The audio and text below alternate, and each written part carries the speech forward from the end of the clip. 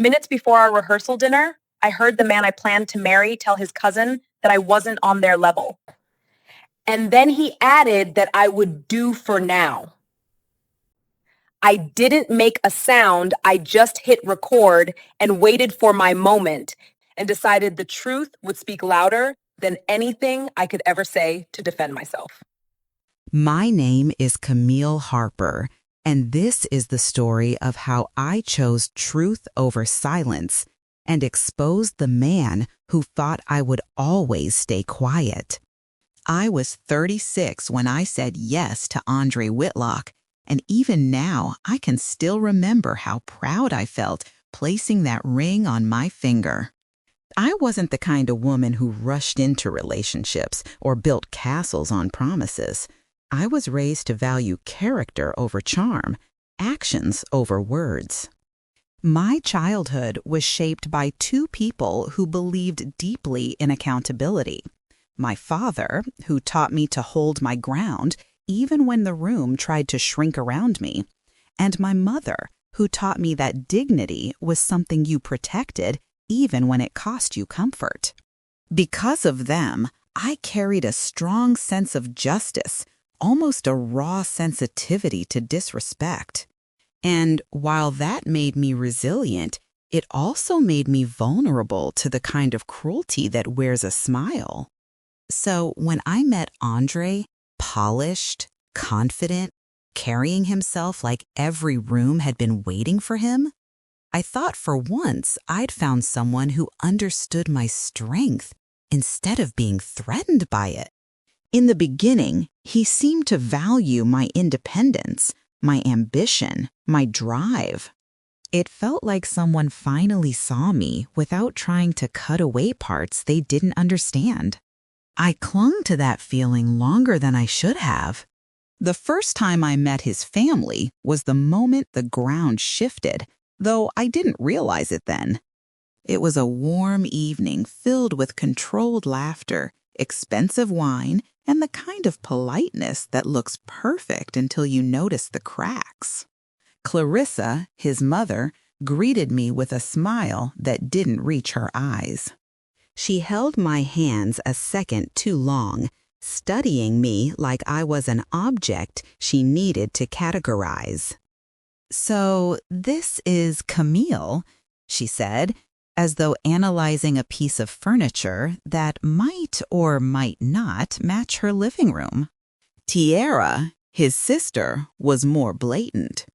"You're cute," she said with a bright, sugary laugh. Andre always did like simple elegance. I laughed along as if it were harmless, though the word simple stung more than I let on. Andre didn't defend me. He didn't even notice. He was too busy talking to his cousin Leon, who watched me with a smirk that felt like he was trying to find the joke in my presence. It was Rochelle, Andre's aunt, the quiet, observant one, who softened the moment. She gave me a small nod, subtle but grounding, as if telling me silently, "You're not imagining this." Over the next months, the small stings multiplied. I'd arrive at family dinners to discover they had already started eating, but insisted it was an oversight. I'd join conversations only to feel them shift into topics designed to exclude me, as though testing whether I would force my way in or take the hint. They commented on my clothes, my background, my career, never directly attacking, but always ensuring I knew I wasn't quite what they expected. "You don't have to try so hard," Tiara once told me as she smoothed her own designer dress, though I hadn't said a word about my outfit. Andre always brushed it off. "They just need time," he said. "You're overthinking." That line became his shield, something he repeated whenever I tried to explain the way their eyes lingered too long or their smiles flickered at the edges. Each time he dismissed my feelings, something inside me shrank, but I told myself it was temporary, that love meant patience, that people sometimes softened when given enough opportunity. One night stands out, a birthday celebration for Clarissa. I arrived wearing a deep emerald gown I loved, thinking it was appropriate for the occasion. The room fell silent for a split second when I walked in, and then Tiara laughed lightly. "Oh, Camille," she said, loud enough for the whole table to hear, "you do love making an entrance." Andre smiled, as if amused, not bothered. Leon raised a brow, muttering something about trying a little too hard. I felt heat crawl up my neck, the kind that comes from humiliation disguised as humor, but I forced myself to stay composed. During dinner, Clarissa asked detailed questions about my upbringing, where I went to school, what my parents did, how socially connected they were, each phrased politely but arranged like stepping stones leading to judgment. It was Rochelle again who leaned toward me and whispered, "You're doing fine. People hide insecurity behind a lot of noise." Her voice steadied me, though the sting lingered long after. The deeper issue, though, wasn't just his family. It was the way Andre changed when surrounded by them. The man who once praised my work suddenly criticized minor things, how I phrased ideas, how emotional I sounded when passionate about something, how intense my ambition seemed. "You don't have to impress anyone," he'd say, which might have sounded comforting if his eyes hadn't carried the silent addendum, "because they're already unimpressed." When I told him about a promotion I was being considered for, he responded not with pride, but with a warning. "Don't let it distract you from wedding planning." It struck me then that he liked the idea of me, but not the full reality. He wanted a version of Camille who made his life easier, not a woman with her own momentum. I tried to rationalize it, stress, pressure, pre-wedding tension, but the truth was beginning to form a quiet ache under everything. The cracks widened during our guest list discussions. I asked to invite my cousin Mariah, someone I grew up with and who mattered deeply to me. Andre hesitated long enough for me to feel the insult. "Camille, we can't invite everyone," he said, his tone calm but condescending. "We need to maintain a certain standard." I asked what standard Mariah violated, and he spared me the answer by pretending not to understand the question. That was the moment something in me twisted uncomfortably. I looked at him, this man I loved, and wondered if he had ever truly seen me without comparing me to whatever image his family expected. I didn't say anything at the time. I closed my laptop, took a breath, and told myself not to escalate. But my silence wasn't peace. It was survival. Weeks later, at a social dinner with some of his extended relatives, the pattern intensified. People asked Andre about his career, his achievements, his plans, but when the conversation turned toward me, the tone subtly shifted. "So, Camille," one aunt said with an indulgent smile, "you must be very grateful Andre chose you. He's quite the catch." I felt the backhanded implication immediately, that I'd been elevated merely by standing beside him. Andre laughed, not maliciously, but carelessly, the kind of laugh that punches a hole through your pride without even trying. I smiled through the moment, nodding politely, but inside I could hear my own voice whispering, "This isn't how love should feel." The red flags were everywhere, yet I kept trying to fold them into something rational. Andre wasn't cruel, at least not openly. He was simply detached in the exact moments when I needed him grounded. When his family made comments, he stayed neutral. When I expressed concerns, he minimized them. When I felt overwhelmed, he told me I was making things bigger than they were. And the more I tried to communicate, the more he slipped into distance, as though my discomfort was an inconvenience he wished I'd outgrow. Looking back, I realize I was slowly being conditioned to doubt my own instincts. But in the moment, love kept whispering that all relationships had challenges and that I just needed to be stronger. The last clear sign came one afternoon when we were reviewing our wedding vows together. I had written mine by hand, pouring honesty into each line. When I finished reading them aloud, Andre nodded politely, then said, "They're a bit intense. My family prefers speeches that are classy and composed." I didn't respond right away. I just stared at him, trying to find the man who once told me he admired my passion. He continued flipping through his notes, unaware that something inside me had just scraped against the bottom. I excused myself, went to the bathroom, and stared at my own reflection, wondering how much of myself I had already given up for a man who barely noticed the sacrifice. That night, lying next to him, listening to him breathe calmly while my mind churned, I felt the first spark of dread, an instinctive understanding that something fundamental was off. I didn't know yet how deep the betrayal would cut. I didn't know that everything I feared was already true. But I did know one thing. The version of me I had become around his family wasn't a woman I recognized.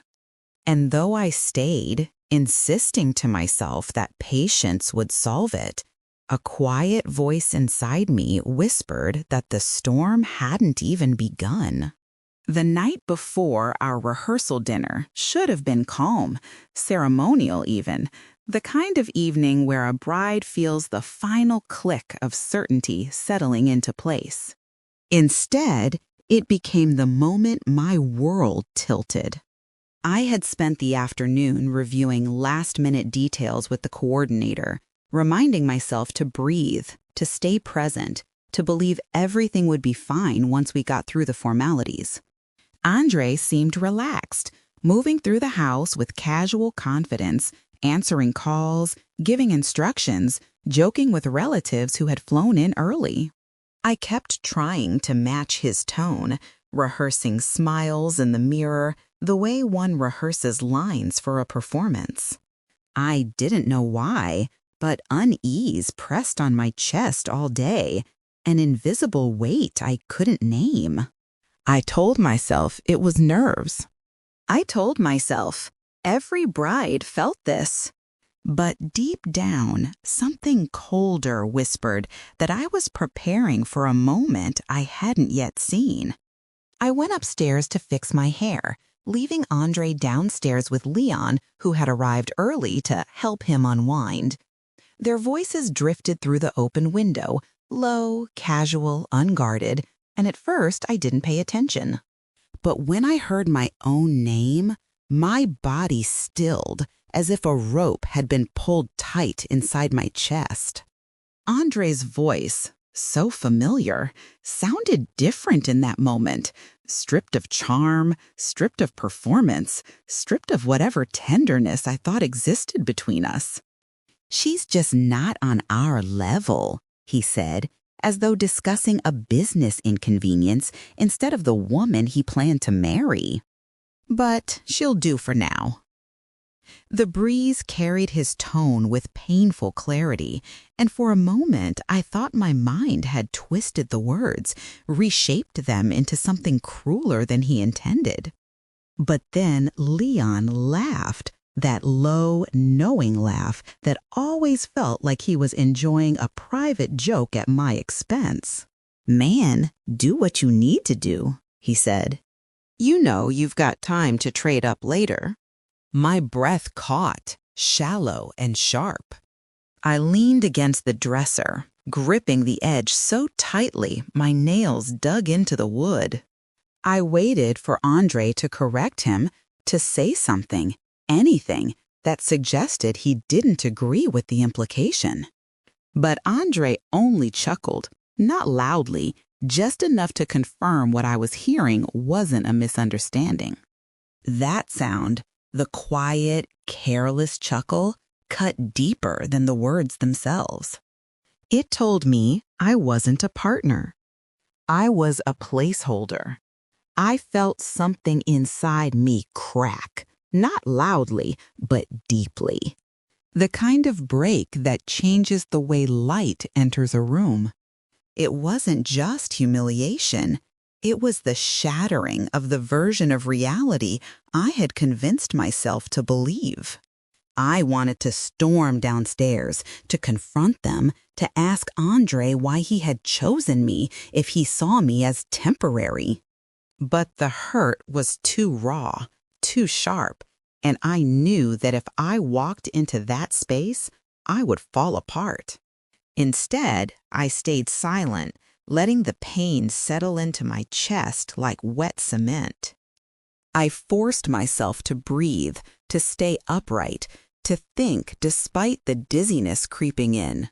A few minutes later, I heard their footsteps approaching the house, but I remained frozen in place, my body refusing to move. I practiced a neutral expression in the mirror and forced my breath to steady. When Andre called my name from downstairs, I answered with a calmness I didn't recognize in myself. My voice didn't tremble, my hands did. I knew then that my silence wasn't weakness, it was armor. If he could be deceitful in private, then I could be composed in the face of betrayal. Later that night, after the house had quieted and relatives had left, Andre made a phone call from the living room. I wasn't trying to eavesdrop. I had simply walked toward the stairs when I heard his tone shift again, the same dismissive cadence I'd heard earlier. I stepped back into the shadow of the hallway and listened as he spoke to Tiara, unaware he had an audience.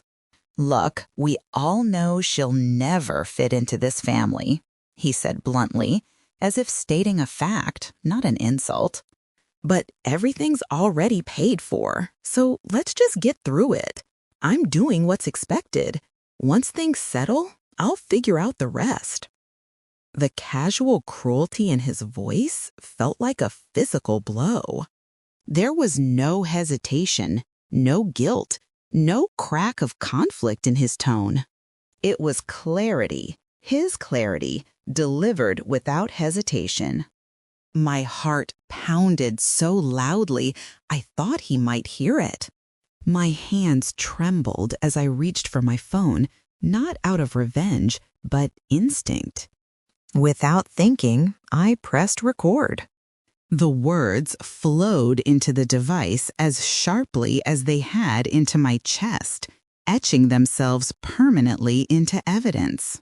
For a second, I feared I would drop the phone, that the sound of it hitting the floor would expose me. But I held on tightly, silently absorbing every syllable of the truth he never intended me to hear. When he ended the call, I slipped away before he turned around, walking upstairs with slow, deliberate steps. I closed the bedroom door and let out a long, shaky breath. The room felt cold, unfamiliar, like a place I had mistakenly entered. I sat on the edge of the bed and replayed the recording, listening to his voice as if he were a stranger. And maybe he was. Maybe I had been loving a stranger this entire time, someone who valued image over honesty, status over loyalty, compliance over connection. My mind raced with questions. Why propose? Why pretend? Why let me plan a future with him if he didn't believe in that future? But beneath the swirl of shock was something else, clarity.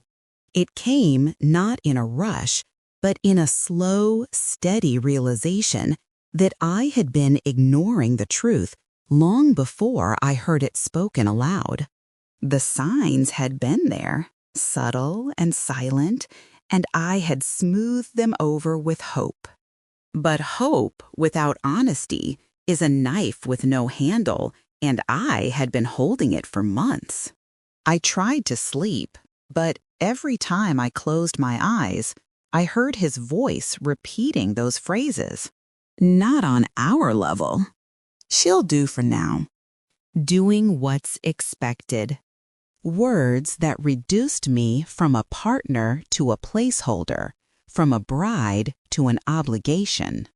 I stared at the ceiling until dawn, rehearsing responses I knew I would never say aloud.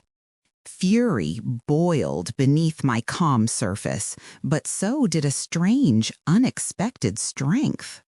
I felt it settling in my bones, a resolve that had been dormant but not dead. I wasn't going to scream or break or plead for scraps of respect. If Andre had revealed who he was, then I would reveal the truth he tried to hide. The next morning, the house buzzed with activity.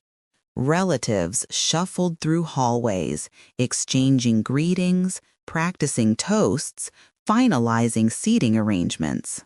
Andre moved among them with polished ease, completely unaware that the ground beneath him had shifted.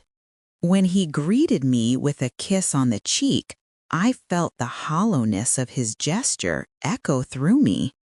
I smiled anyway, my expression smooth, controlled, unreadable. My silence wasn't surrender, it was strategy.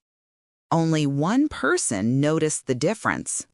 Rochelle, quiet as always, paused when she looked at me. Her eyes narrowed slightly, not in suspicion, but in recognition. She walked over and gently touched my arm, her gaze searching mine with a depth that made me swallow back the swell of emotion rising in my throat. "You look tired," she said softly, but what she meant was something happened. Something shifted. I wanted to collapse into her kindness, but I held myself upright. "Just pre-wedding nerves," I replied calmly. She studied me for another moment, then squeezed my hand. "Whatever they're doing," she whispered, "don't let it break you." It wasn't advice. It was an acknowledgement of a truth she sensed but couldn't see. Throughout the day, I moved like a woman preparing for a performance. I greeted guests, finalized details, checked the rehearsal setup, not as a bride excited for tomorrow, but as someone laying the groundwork for an unveiling. I wasn't thinking about revenge. I was thinking about truth. Pure, unfiltered truth.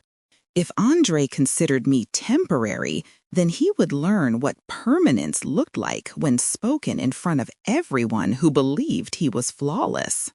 By afternoon, I had listened to the recording again and again, not to wallow, but to steady myself. His voice, once comforting, had transformed into a weapon, but not one aimed at me anymore. It was now mine to wield. I saved the file, backed it up twice, and tucked the phone into my bag with the knowledge that everything had shifted. The man who expected me to stay silent had no idea how loud the truth could be.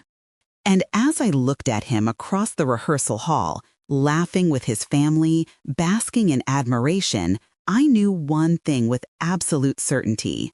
Tomorrow, when the room grew quiet, my silence would end. The morning of the rehearsal dinner began with the kind of golden light that usually signals calm, but for me, it felt like a spotlight bright, revealing, impossible to hide under. I woke before Andre, lying still beside him as his breaths rose and fell in an even rhythm. I studied his profile, the familiar lines of his jaw, the small crease between his eyebrows, the softness that appeared only when he slept. In that quiet, unguarded moment, I searched myself for the love I had once felt so fully. It was still there, but muted, distant, as if standing behind glass. What took its place was a sharper awareness, an edge I had never allowed myself to carry before. I lightly touched the phone beside me on the nightstand, feeling the weight of the recording not as an object, but as a truth pressed into digital form. My mind wasn't spinning with panic anymore. It was aligning itself around intention. I wasn't simply reacting, I was preparing. When Andre finally woke, he stretched and smiled at me as though nothing in the world could disturb our trajectory. I mirrored the expression with practiced ease.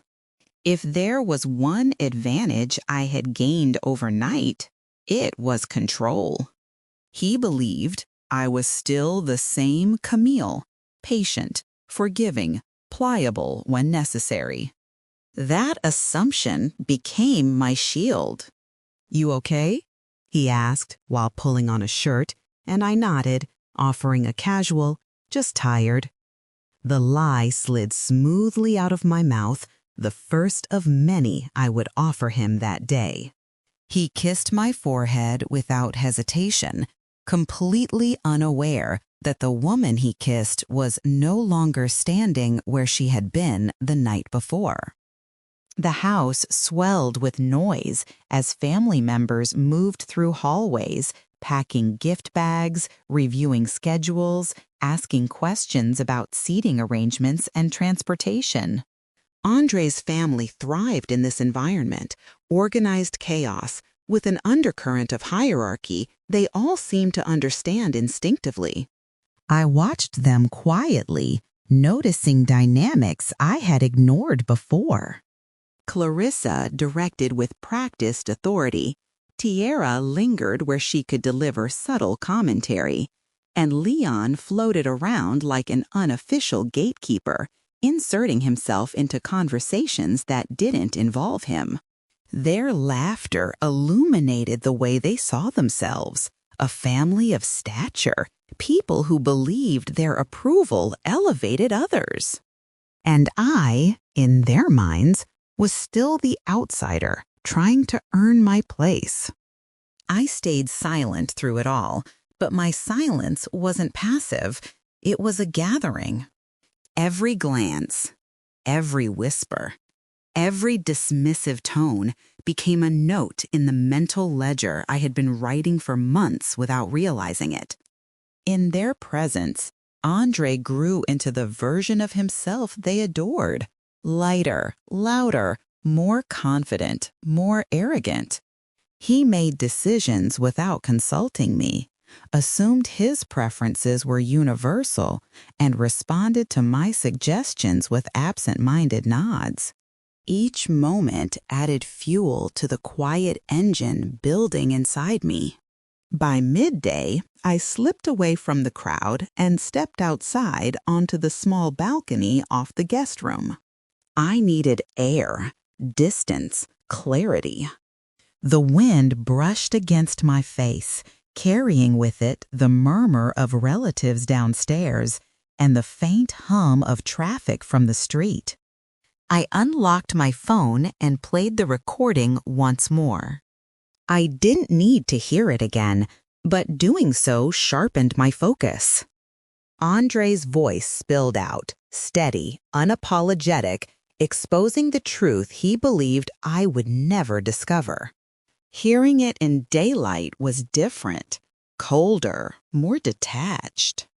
It felt less like betrayal and more like revelation. I didn't cry. I didn't even flinch.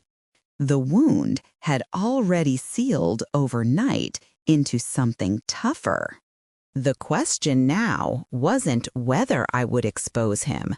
It was how. The idea of simply confronting him privately felt insufficient. He hadn't just insulted me. He had demeaned our entire foundation.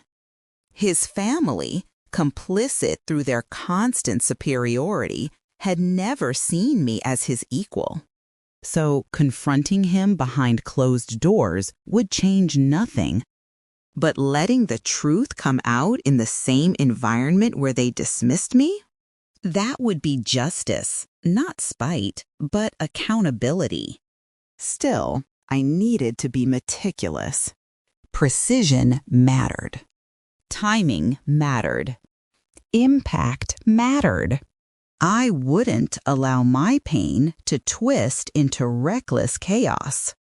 If the truth was to be revealed, it needed to land with unmistakable clarity. I spent the next hour moving through the house with a calm that surprised even me. I checked floral arrangements, confirmed transportation details, answered questions from the coordinator. Through each interaction, I measured the emotional temperature of the room, placing myself at the intersection of invisibility and control.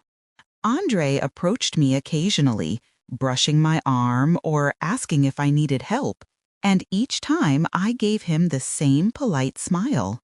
I could feel Rochelle's eyes on me from across the hallway. She was perceptive enough to sense tension even when others didn't. She approached quietly as I reviewed the table placements. "You're carrying something today," she said in a low tone, almost a breath rather than a sentence. I looked up at her calm, steady eyes and felt a wave of gratitude. She wasn't asking out of curiosity. She was asking from a place of care. "I'm fine," I replied softly. It wasn't true, and she knew it. She rested her hand on my forearm for a moment, something between a blessing and a warning. Then she walked away without pushing further. As the day moved toward evening, the house transitioned into preparation mode. The rehearsal hall was being set up, decorations transported, audio equipment tested. I arrived early under the guise of helping the coordinator, but my reasons were far more precise. I needed to familiarize myself with the sound system, to understand how the speakers connected, where the controls were located, and how quickly I could play the recording without drawing premature attention. I walked through the hall slowly, studying everything with the eye of someone preparing a stage. And in truth, that was exactly what I was doing. The empty room echoed with possibility. If Andre's betrayal had taught me anything, it was that silence had never protected me. It had only concealed the truth. Tonight, the truth would finally step into the light. As the audio technician wrapped cables, I approached him casually. "Hey, do you mind showing me how the Bluetooth connection works?" I asked, voice light, tone unremarkable. He smiled and walked me through the steps, demonstrating how to switch sources, adjust volume, and play audio through the central system. I nodded, absorbing each detail methodically until I knew I could execute it without hesitation. "Got it," I said, thanking him before stepping aside. My pulse steadied. Everything was aligning. Backstage, I rehearsed the plan in my mind, not out of fear, but out of a meticulous desire for precision. I wouldn't give a speech. I wouldn't accuse him with trembling hands. I would simply let his own voice fill the room. There was nothing more powerful than truth spoken by its author. When guests began to arrive, I blended into the background, greeting a few people, exchanging polite words, observing the atmosphere. Andre was radiant, moving through the room with the charm of a man accustomed to admiration. His family fluttered around him like satellites orbiting their chosen star. They didn't notice the chill beneath my calm exterior, nor did they see the collected resolve shaping every one of my movements. I stood near the bar for a moment, sipping water, watching Andre from across the room. He caught my eye and smiled. I returned it, and the ease with which he accepted that smile made something inside me settle into certainty. He had absolutely no idea. I walked toward him then, stopping just close enough for only him to hear. "Everything's set for tonight," I said lightly. He touched my hand and nodded, misinterpreting my words entirely. "Perfect," he said. "Let's make it a night to remember." Behind his confidence was a truth he didn't yet know. It would indeed be memorable, but not for the reasons he expected. As I moved away, I felt the final shift inside me, the moment where fear dissolved and resolve took its place. I wasn't acting out of spite. I was reclaiming the dignity I had set aside for too long. And when the room finally quieted later that night, Andre Whitlock, along with everyone who had underestimated me, would hear the truth unfiltered. The rehearsal dinner began with a kind of glossy perfection that would have impressed anyone on the outside. Candles flickered in tall glass cylinders along the tables, the kind of warm gold light that softened edges and made everyone look just a little more polished than they were in daylight. The air hummed with conversations layered over soft instrumental music.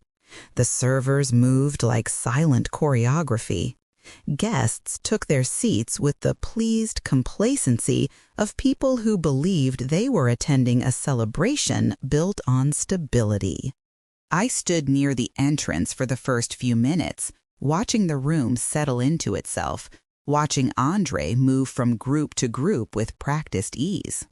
He was in his element, laughing, nodding, placing comforting hands on shoulders as though he were the anchor holding the entire event together. He glanced at me occasionally, smiling in the way that made others think he adored me. If I hadn't heard his true thoughts days earlier, I might have still believed that smile meant devotion. Now I saw it for what it was, performance. I took my seat at the head table beside him, feeling the weight of eyes on us. Clarissa watched me with her usual polite scrutiny, the kind that always felt like a silent evaluation. Tiara twirled her wine glass with a smirk of familiarity, convinced she already knew the story she would tell about me years from now. Leon lounged in his chair, grinning with an ease that suggested he believed himself superior to the room. Rochelle was the only one whose eyes held something different: curiosity, awareness, maybe even concern. She studied me quietly, her gaze steady in a way that made me breathe just a little slower, grounding me before the moment I had been preparing. When the final guests had settled and the servers poured champagne into tall, thin glasses, the coordinator tapped her microphone and welcomed everyone. She thanked them for coming, spoke about the upcoming wedding day, and invited Andre and me to say a few words if we wished. Andre nudged me gently, encouraging me to stand. That was his first mistake, assuming I would follow the script. His second mistake was believing the room belonged to him. I rose slowly, smoothing the fabric of my dress, and felt the entire hall shift its attention toward me. There was no fear in my chest, only clarity, sharp, calm, unwavering. "Good evening," I began, my voice steady. "Before anything else, I want to thank every one of you for being here. It means more than I can say." The room softened with polite smiles. They expected a short speech, a sweet, harmless moment. I let that expectation hang for a heartbeat longer, then continued. "I've learned a lot in the months leading up to this day, about love, about trust, and about what people believe when they think no one is listening." A ripple of confusion rolled through the room, small, almost imperceptible, but unmistakably there. I could feel Andre stiffen beside me, though he kept his face composed. I reached into my clutch and pulled out my phone with deliberate calm. My thumb hovered over the screen for only a second before pressing play. The speakers hissed for a fraction of a moment, the soft static of anticipation before the recording filled the room. "She's not on our level," Andre's voice said, loud, undeniable, leaving no room for misinterpretation. "But she'll do for now." A collective inhale swept through the hall, like oxygen had been pulled backward. Faces turned toward Andre in shock, in horror, in fascination. His complexion drained so quickly, it was as though someone had reached through his skin and pulled the color out. He stood abruptly, reaching for the microphone, but I stepped back, holding the phone like a perfectly placed weapon. Then came the second recording. "She'll never fit into this family. I'm just doing what's expected until I find better." If the first recording cracked the facade, the second shattered it.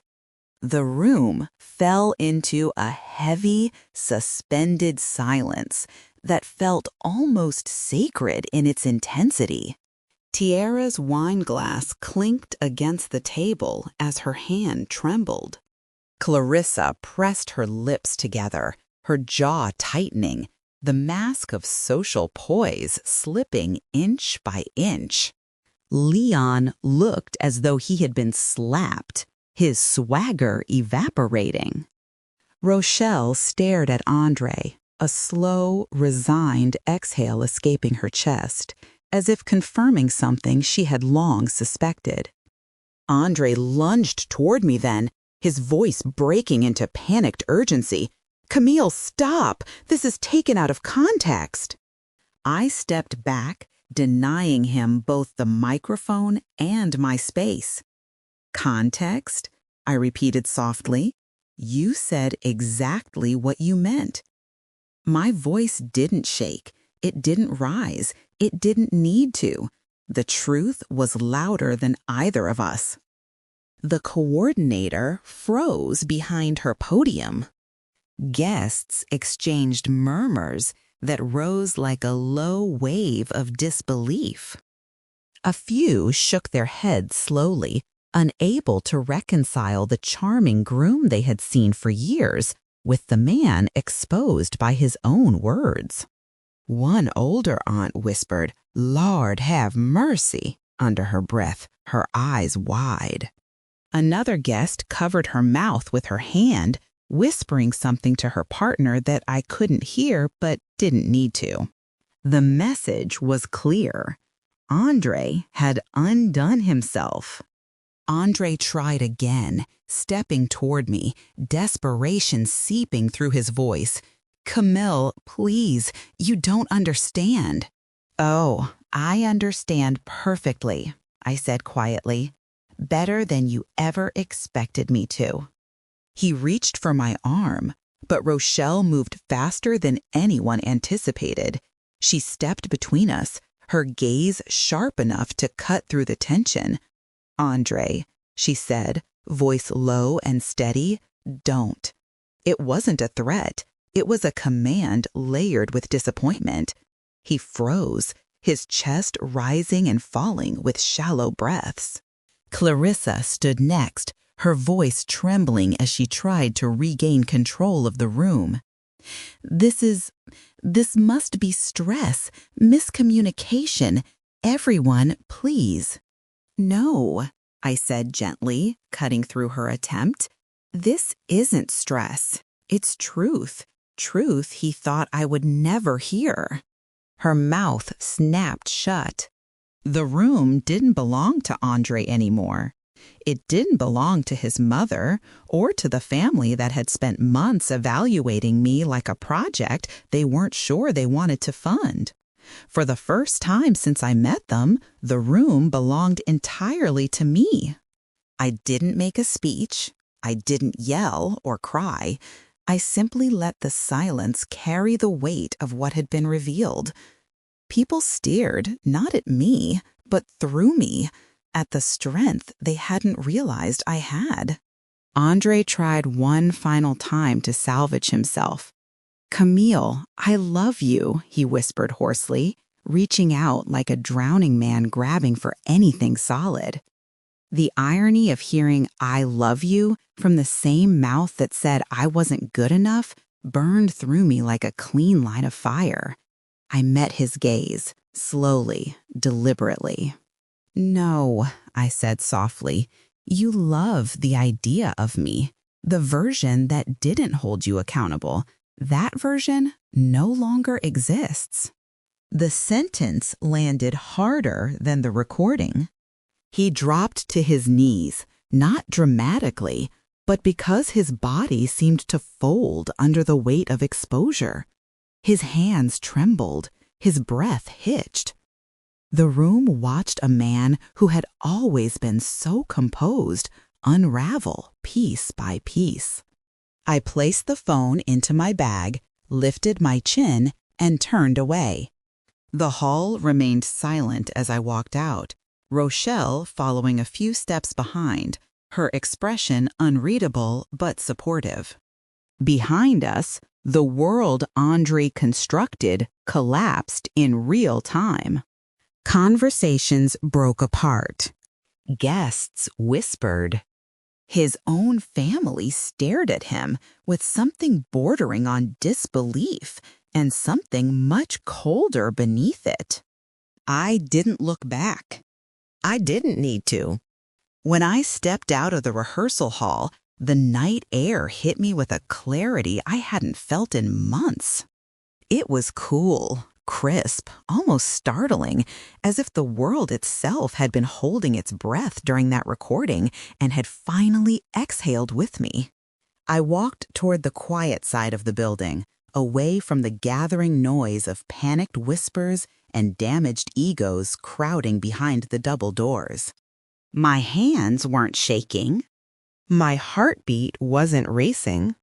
Instead, I felt an unexpected steadiness settle through me, something grounded and unmistakably mine.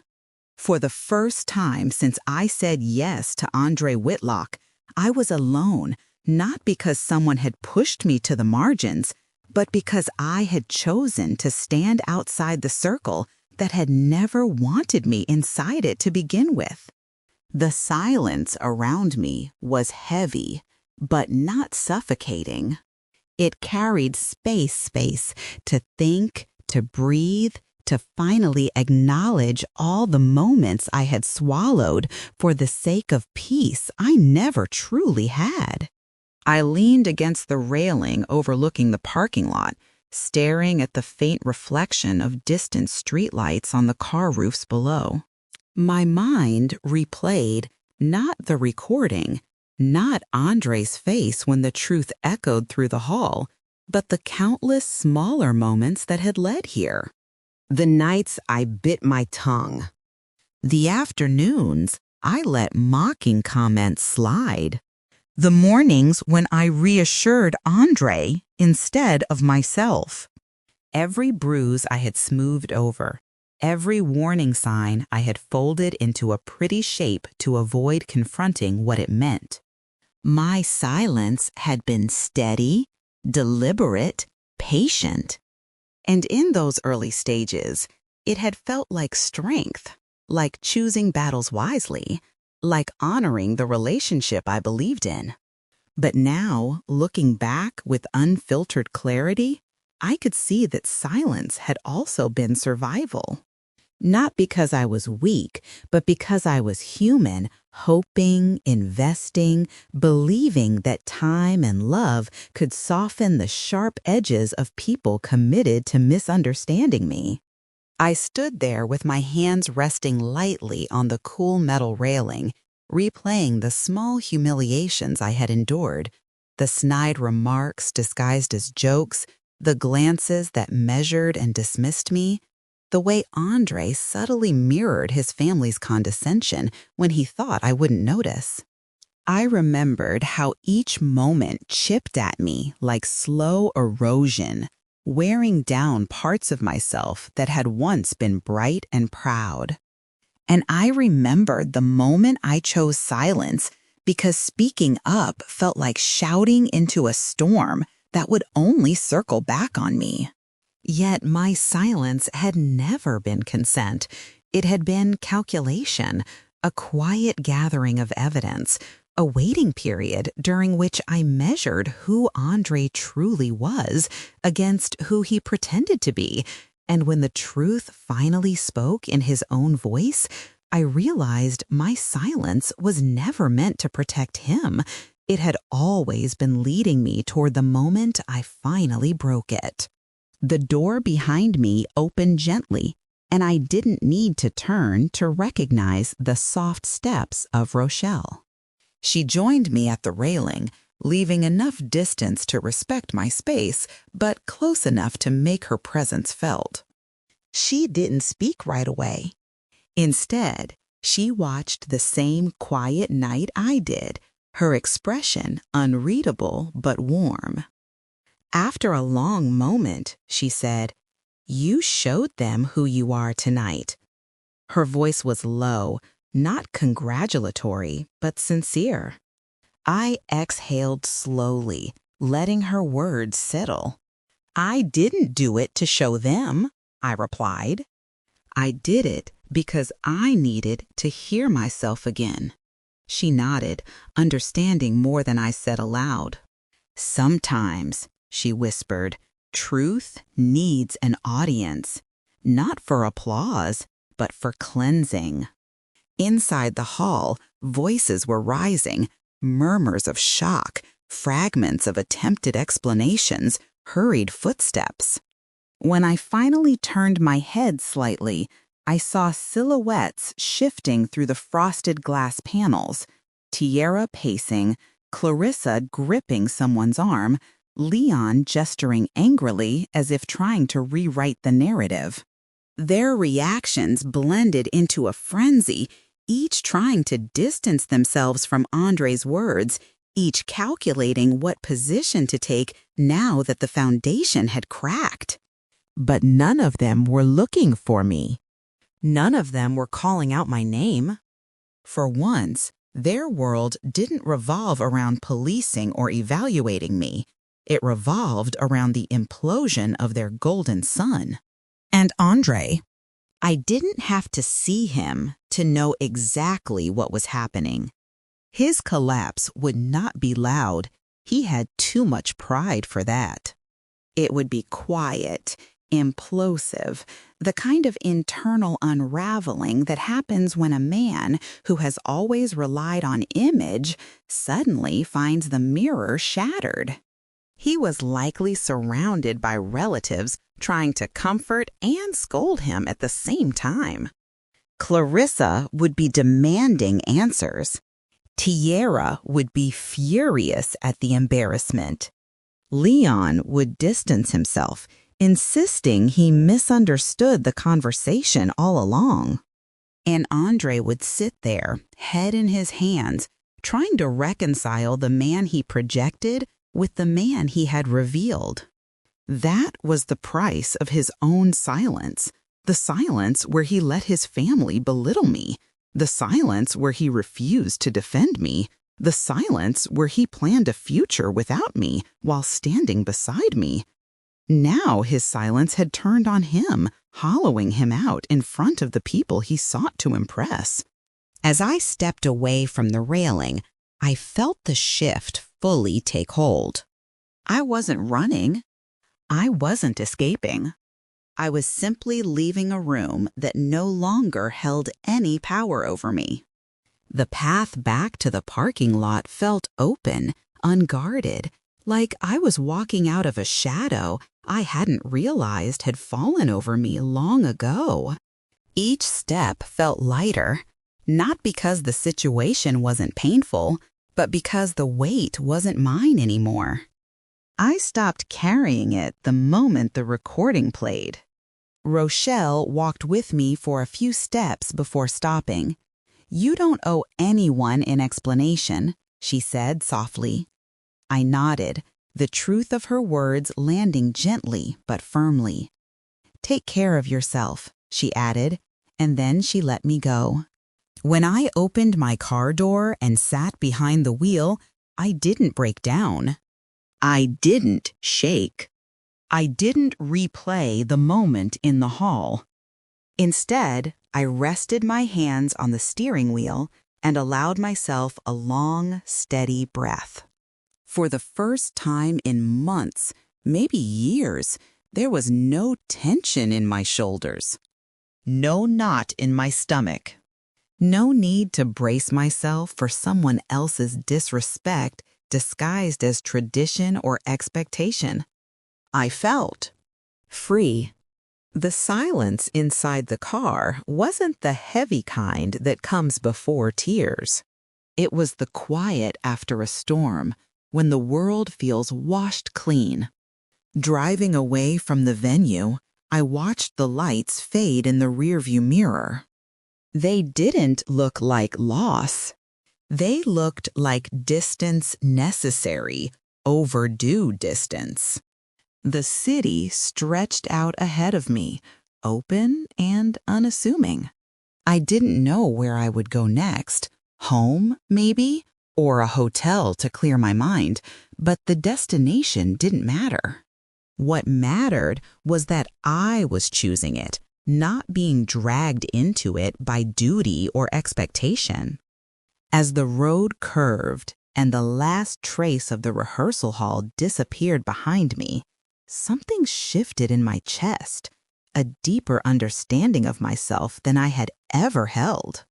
My silence had once been a cage, then a tool, and now it was peace. I would no longer use it to endure disrespect. I would use it to protect my boundaries, to nurture my spirit, to guard the voice I had reclaimed with so much effort. I didn't leave broken. I left intact. And in that intactness, I felt more powerful than I had in years.